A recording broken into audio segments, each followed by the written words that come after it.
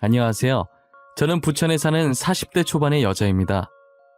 여기에 올라온 글을 읽어본 적은 있었지만 제가 이렇게 글을 쓰게 될 거라곤 상상도 못했습니다. 저는 정말 시월드도 없이 사랑하는 남편과 누구보다 행복한 결혼 생활을 하고 있었어요. 하지만 형님이 저희 집안 사람이 되고 나서부터 정말 바람 잘 날이 없었어요. 형님이랑 저는 나이는 동갑이지만 회사에서는 제가 형님의 직장 상사였어요. 형님은 여우 중에서도 정말 얄미운 여우여서 제가 평소에도 마음에 안 들어 했었거든요. 직장 상사한테 잘 보이려고 하는 건 좋은데 그게 너무 티가 나서 보기가 불편할 지경이었어요. 그런데 2년 전 아주버님이랑 결혼한 뒤로 공과 사를 구분하지 않고 회사에서도 계속 집인양 형님 행세를 하는 거예요. 제가 몇 번이나 공과 사를 구분해달라고 했지만 전혀 제 말을 듣지 않았어요. 제게 그런 말을 들은 게 마음에 안 들었는지 시어머니께 제가 회사에서 상사라고 형님인 자신을 무시하면서 괴롭힌다고 거짓말을 치더라고요. 당연히 시어머니께서는 형님 말을 믿고 저를 꾸짖으셨죠. 어머님, 저 요즘 회사 다니기가 너무 힘들어요. 동서가 상사로 있으니까 너무 불편한 거 있죠?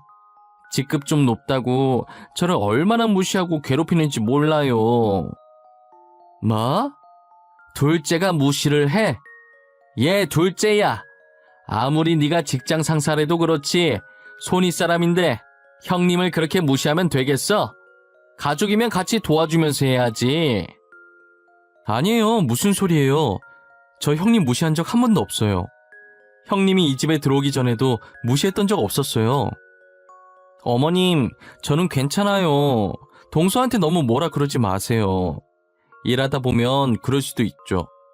제가 형님이니까 넓은 마음으로 넘어가야죠. 둘째 그렇게 안 봤는데 나 좀 실망했어. 그래도 형님이 착하니까 넘어가 주는 거지. 다른 집이었어 봐. 벌써 난리 났어.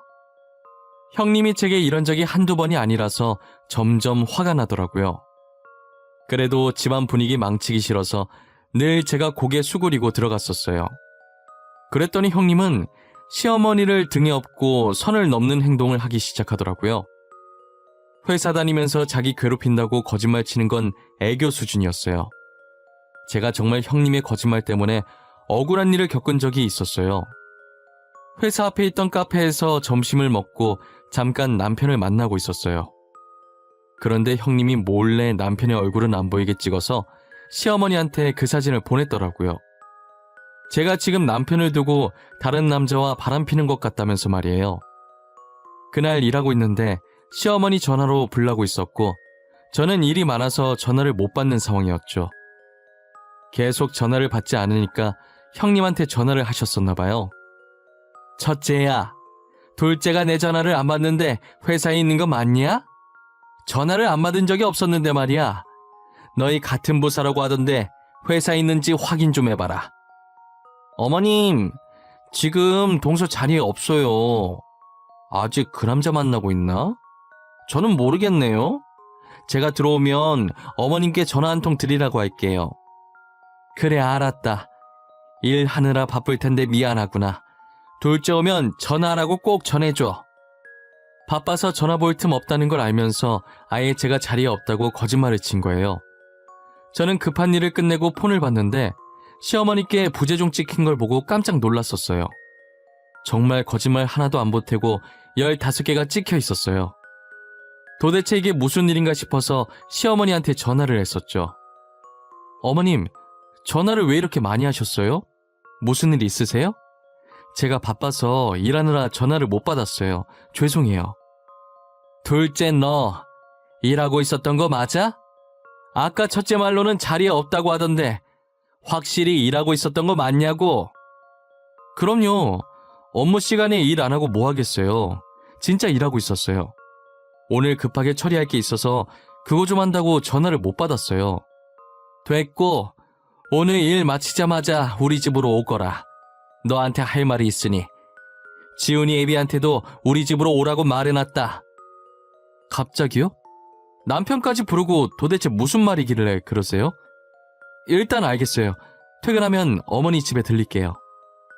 도대체 급하게 할 말이 뭐길래 저희 남편까지 부르시는 건가 싶었어요. 남편한테도 짐작 가는 게 있냐고 물어봤지만 전혀 모르는 눈치더라고요. 저는 퇴근하자마자 시어머니께서 말씀하신 대로 시댁으로 향했어요. 남편이 먼저 와 있었는지 시부모님 집 앞에 남편 차가 서 있더라고요. 시댁 문을 열자마자 짝 하는 소리가 크게 나면서 제 고개도 함께 돌아갔어요. 저는 순간 이게 무슨 일인가 사태 파악이 되질 않았고 얼얼해지는 뺨에 손을 갖다 대고 시어머니를 쳐다봤어요. 남편은 가만히 서서 시어머니를 말릴 생각도 하지 않더라고요. 어머님, 지금 제 뺨 때리신 거예요? 제가 뭔 잘못을 했길래 뺨을 맞아야 돼요? 당신은 어머님 안 말리고 거기 서서 뭐 하는데? 뻔뻔한 년.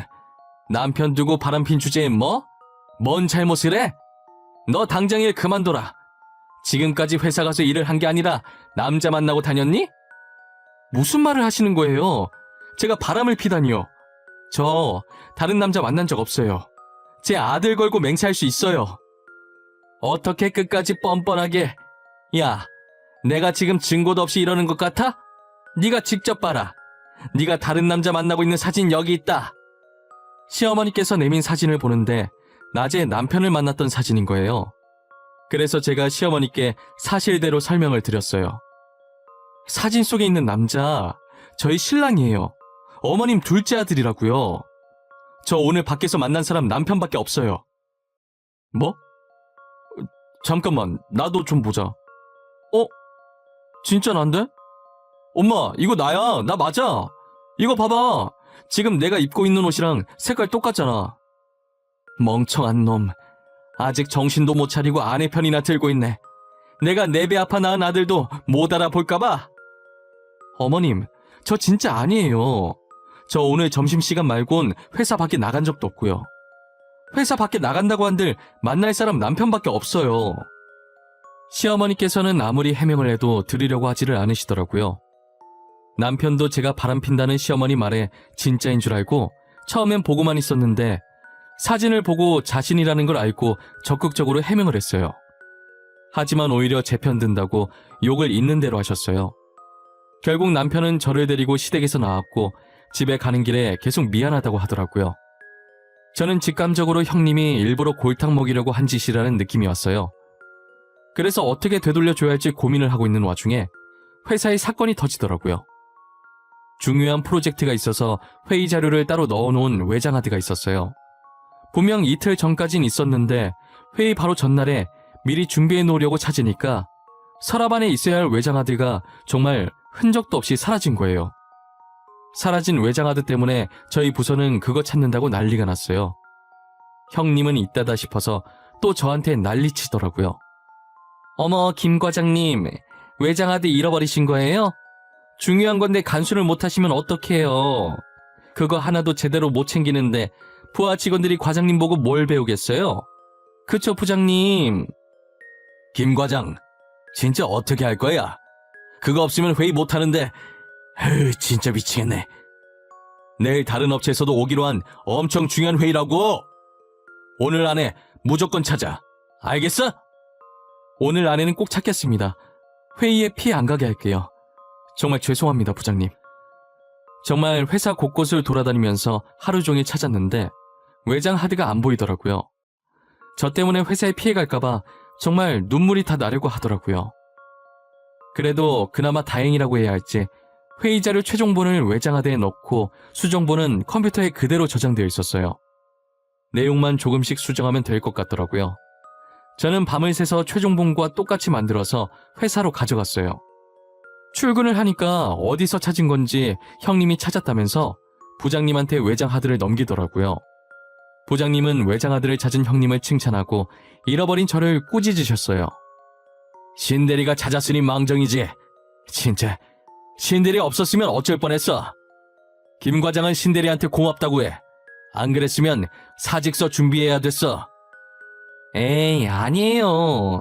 중요한 회의인데 아무 문제 없이 할 수 있어서 다행이에요. 다 잘 되려고 액땜 하나 봐요. 그래도 이렇게 찾았으니 됐죠. 다 신대리 덕분이야. 이번에 회의 잘 끝나면 회식 한번 하자고. 김 과장은 심할서 작성해서 나한테 가지고 오고.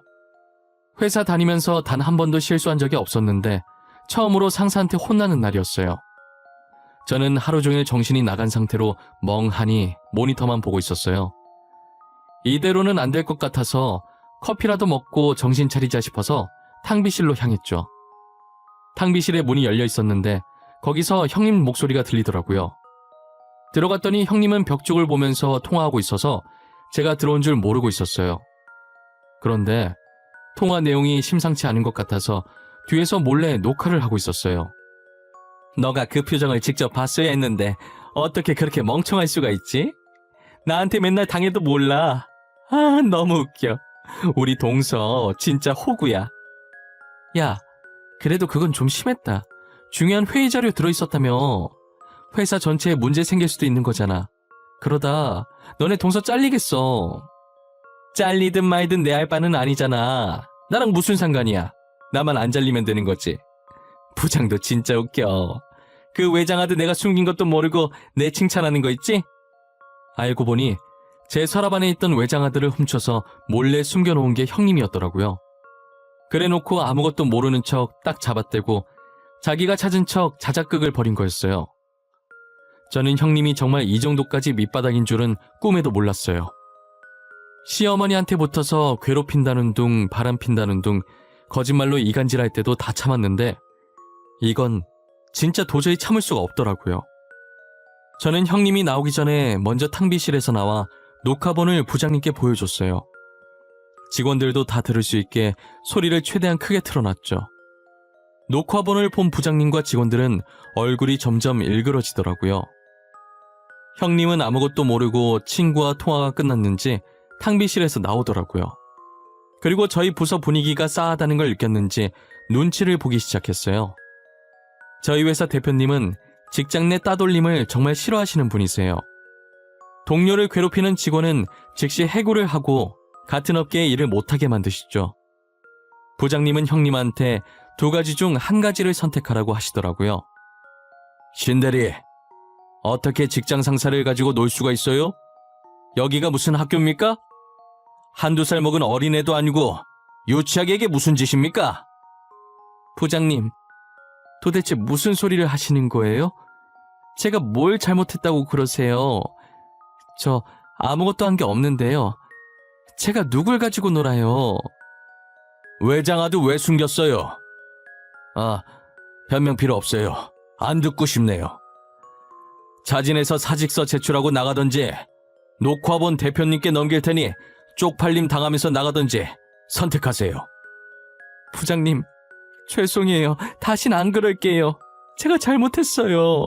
제발 한 번만 봐주세요. 네? 결국 형님은 사직서를 제출하고 제 발로 회사를 나갔어요. 그리고 저는 그 영상을 시댁에 가서도 보여드렸죠. 어머님, 그동안 회사에서 괴롭힘 당한 건 형님이 아니라 저예요. 공사 구분 못하고 형님이라는 권력을 회사까지 끌고 와서 괴롭혔다고요. 뭐? 그럼 그때 너가 다른 남자 만나는 것도 사실이 아니었단 말이야? 그 사진 보내준 것도 첫째인데. 네, 저 다른 남자 만난 적 단 한 번도 없어요. 제 아들 걸고 맹세할 수 있다고 했잖아요. 그리고 그때 남편도 사진 속에 있는 남자가 자기라고 말했었고요. 너무 미안하구나. 첫째가 진짜 확실한 거라길래 첫째 말만 믿고. 내가 정말 미안하다, 아가. 그동안 얼마나 힘들었을까. 어머님도 모르고 그러신 거잖아요. 저는 괜찮아요. 다 잊었어요. 이제라도 이렇게 오해를 풀 수 있어서 다행이에요.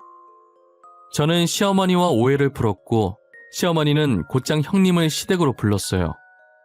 형님은 제가 모든 것을 다 말했다는 걸 예상하고 쭈뼛쭈뼛 들어오더라고요.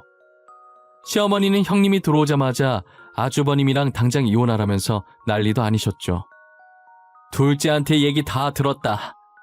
그동안 네가 우리를 가지고 놀아? 우리 아들이랑 당장 이혼해라. 너 같은 며느리 필요 없다. 어머님, 죄송해요. 제가 잘못했어요. 다시는 안 그럴게요. 그러니까 이혼하라고만 하지 말아주세요. 시끄럽다. 당장 이혼 도장 찍고 갈라서거라. 너가 시집 오기 전까진 둘째랑 나랑 사이 좋았어. 너만 아니었으면 둘째한테 뺨 때릴 일도 없었다고. 그러니까 더 이상 물 흐리지 말고 이혼해. 알겠어? 형님, 저한테는 뭐 하실 말씀 없으세요? 명예훼손으로 고소하기 전에 마지막 말이라도 들어보려고요. 명예훼손? 안 돼, 동서. 고소만은 안 돼. 내가 진짜 미안해. 잘못했어. 나도 내가 왜 그랬는지 모르겠어. 잠시 미쳤었나 봐. 제가 2년 동안 형님 때문에 얼마나 힘들었는 줄 아세요? 안 맞아도 될 뺨도 맞아보고 안 혼나도 될 일이었는데 직원들 다 보는 앞에서 창피도 당해보고. 동서, 내가 정말 미안해. 평소에 실수 한 번 하지 않는 동서한테 열등감 가지고 있었나 봐. 내가 진짜 잘못했어. 용서해줘. 이렇게 빌게. 용서해주기엔 형님이 제 자존심에 스크래치를 많이 내셨어요. 저희 정말 앞으로 볼 일이 없었으면 좋겠어요. 결국 형님은 회사에서도 쫓겨나고 시댁에서도 쫓겨났어요. 저는 녹화본과 시어머니 문자 캡처본을 들고 형님을 허위사실 유포, 명예훼손죄로 고소했어요. 그리고 형님은 저희 가족 앞에서 사라지셨어요. 그렇게 영영 안 마주칠 줄 알았는데 예상치 못한 곳에서 마주치더라고요. 제가 이번 프로젝트를 성공적으로 끝내고 다른 회사에 스카우트 제의가 들어와서 기존에 다니던 회사보다 훨씬 좋은 조건으로 이직을 하게 되었어요. 그런데 저와 같이 일하던 직원이 출산 휴가를 써서 그 기간 동안만 잠깐 일할 계약직을 뽑아야 했어요. 원래 제가 면접장에 들어가지 않는데 부장님께서 이번에 같이 보자고 하셔서 들어가게 됐어요. 서류 전형에 합격한 지원자들이 면접장에 들어오기 시작하더라고요. 그런데 낯익은 사람이 한 명 보이더라고요. 이력서에 적힌 이름과 나이를 봤더니 형님인 거예요. 형님도 면접관 자리에 제가 앉아있으니 꽤나 놀란 눈치더라고요. 부장님만 지원자들한테 질문하고 저는 질문을 하지 않았어요. 김 과장은 할 말 없나? 지원자들한테 궁금한 거 없어? 어차피 김 과장이랑 일하게 될 거니까 질문할 거 있으면 해도 돼. 그럼 신지호 씨? 전에 다니시던 직장에서 문제를 일으켜서 사표 쓰지 않으셨어요? 여기서는 일 열심히 할 수 있으시겠어요? 꽤나 중요한 업무를 하는 부서라 장난질은 하면 안 되거든요. 그게 무슨 말이야? 신지호 씨 이전 직장이 어딘데? 여기 김 과장 있던 회사 아니야? 심지어 같은 부서에 있었네? 저희 부서는 보안이 정말 중요해요. 일부러 자료를 숨기는 장난은 치면 안 된단 말이죠. 직원들이 당황하잖아요. 그래서 지금은 손버릇 고치셨는지 궁금하네요. 제 말에 형님 눈에 눈물이 차기 시작하더니 그대로 면접장에 나가시더라고요. 도망가는 형님의 뒷모습을 보는데 그리 속이 시원하진 않더라고요. 그래도 형님이 이혼하시고 나서 제 삶은 예전처럼 평화로워졌어요. 시어머니께서는 미안해서 제게 예전보다 훨씬 잘해주시고 계시고요. 저는 도대체 무엇이 형님을 그렇게 만든 것인지 가끔 생각해봐요. 집안도 저보다 좋았고 아주버님도 저희 남편보다 돈 잘 버는데 정말 고작 제가 자신과 동갑인데 과장 직급을 달고 있어서 열등감을 느꼈던 걸까요? 글쎄요. 그런 이유였어도 거짓말 치면서 남을 괴롭히는 건 아니라고 봐요. 저도 사람인지라 저보다 훨씬 잘난 사람을 보면 질투가 나긴 합니다.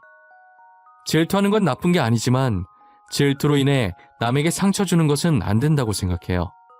그래서 저는 다른 사람을 질투할 시간도 나지 않을 만큼 더 열심히 살아보려고요. 제 이야기는 여기까지입니다. 지금까지 제 사연을 들어주신 모든 분들께 감사합니다. 요즘같이 힘든 시기에 다들 기운 내시기 바랍니다.